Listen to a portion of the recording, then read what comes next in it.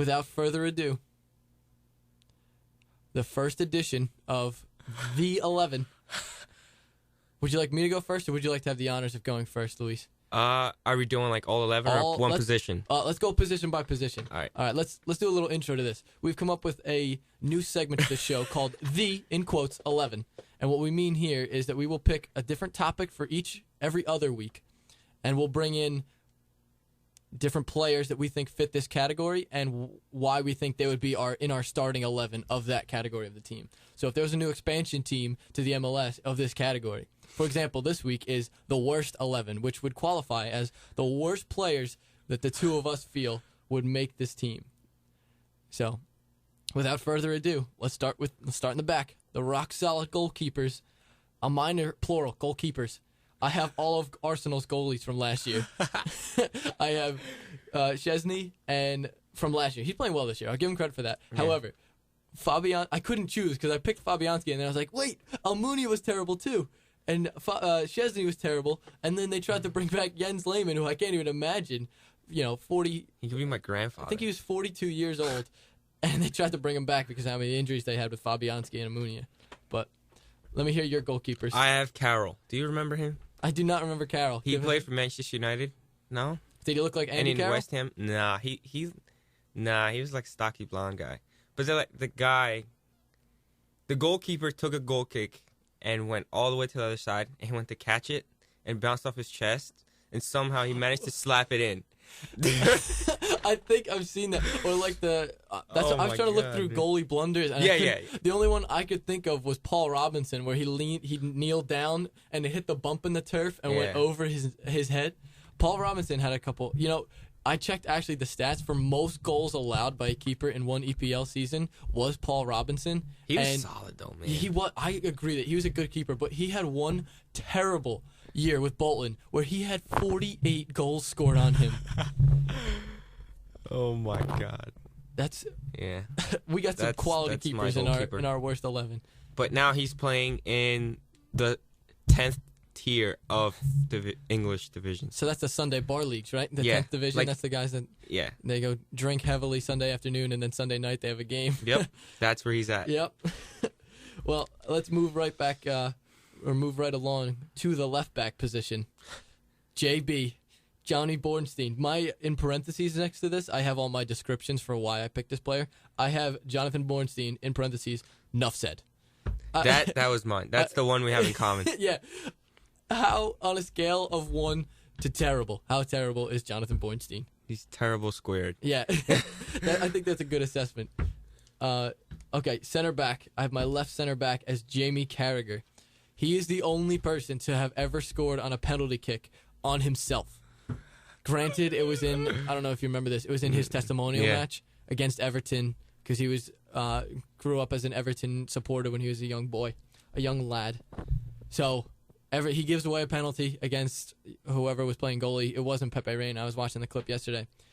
And before Yakubu goes to take it, the ref blows the whistle, and here comes Jamie Carragher, sprints in, tucks it away far corner, and the referee counts it because it's a testimonial match. So, all right, let me get your left center back. Left center back, Koscielny from Arsenal. He is the worst center back I have ever seen. Did you see him yesterday?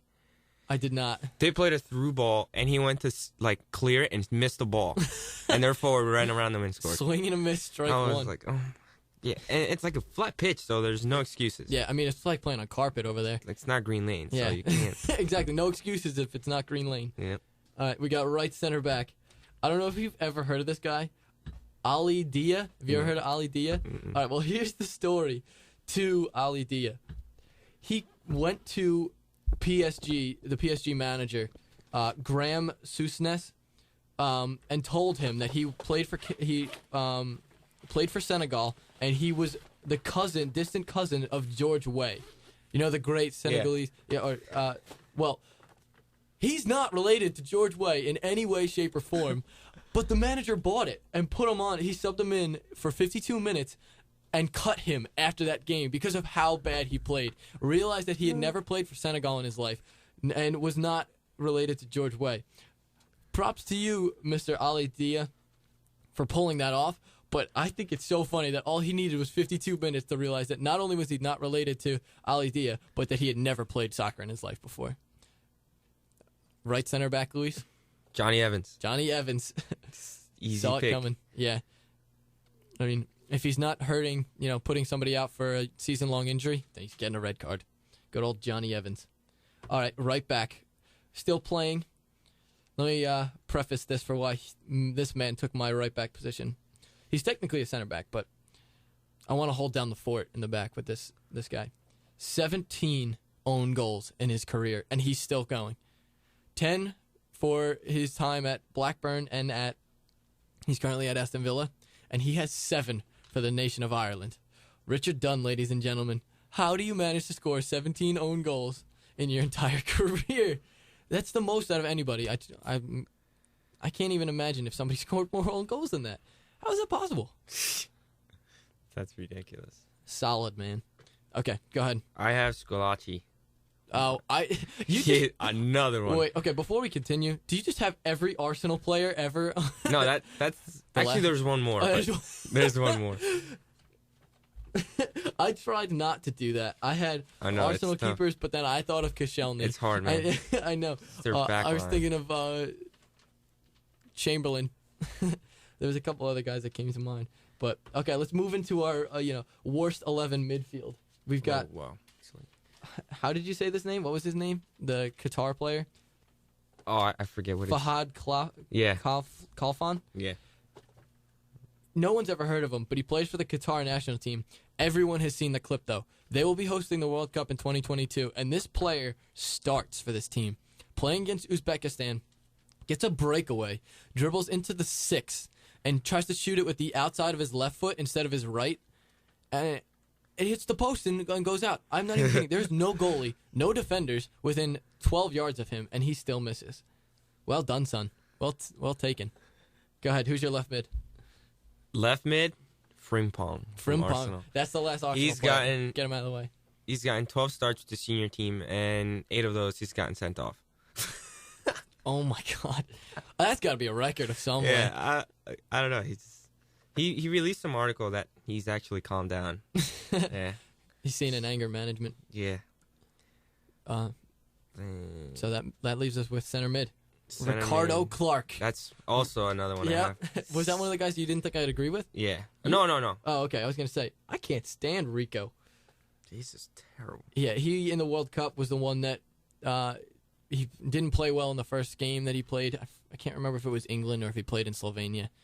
But when they played against Ghana, that's his fault. He was taken off by Bob Bradley 36 minutes in because he already had a yellow card and another tackle after the yellow card that could have, well, it led to the goal, but then it really could have been a double yellow red. Yep. So, Ricardo Clark, my starting center midfielder. Go ahead. I have Clark and I have Joey Barton. Okay. He's just stupid. That's my way of describing him. I have he's reckless. Yeah, he is reckless. That's why I have Nigel De Jong. Oh my. He's more. Wait. This is my question, and then we can move on from this. Like, it doesn't even matter. I don't have to just give a backstory. Is he an ultimate fighter or a soccer player? I need an answer to that question. He's an ultimate fighter. Or a ninja or whatever. Or ninja. Yeah, I could buy that. I could buy a ninja. All right, who's your other center mid? Clark. Oh, right. Yeah, I have Clark. Okay. And then right mid, I have. I don't know if anybody remembers this guy, but I don't remember what his first name was. But Jemba, and I thought. This was my analogy. One Jemba was bad enough, but he had doubled that with Jemba as his last name, hyphen in the middle, and just sometimes you think 2 heads are better than one. Two Jembas are not better than one. So I have Anelka. Anelka. Where's Rashid? Yeah, it's terrible, man. He's gone. Okay, and I ran a 2-striker formation here. I have so. 2 big men up front.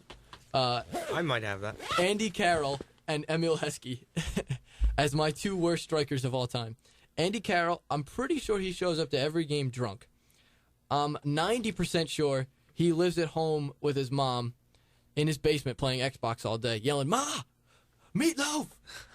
I need meatloaf!" If you take a look at this guy, the ponytail's too much for me. He looks like he's a grease ball that lives with his mom at home, calling her for meatloaf. Go ahead. Let me get. I have- and then we both have Heskey, so we'll touch on that too. I have Connor Casey, Brian Ching, and Clint Dempsey. Wait, how does Dempsey make this? Man, when he plays for the U.S., he's terrible. Okay. As a finisher, I should say. Yeah. He's just the worst finisher I've ever seen. Ever. Well, I don't know. I think Connor Casey and Brian Ching take the cake on that one. I think we could add group Chris Wondolowski, Edson Buttle, and Robbie Finley into the category. So why don't we just put all of the United States strikers, except for Josie, as our worst 11. And then Heskey. Would you want to take this one, or you want me to take Heskey? See, he's just a blob on the field. Yeah. He doesn't do anything. Please tell me you saw. If you didn't see this, I'll post it on your Facebook wall. The attempt on goal he had this past weekend, he shot from the right post and it went out for a throw-in on the left side. That's a 60-yard shot that when you're facing forward went in the other direction. That takes real skill.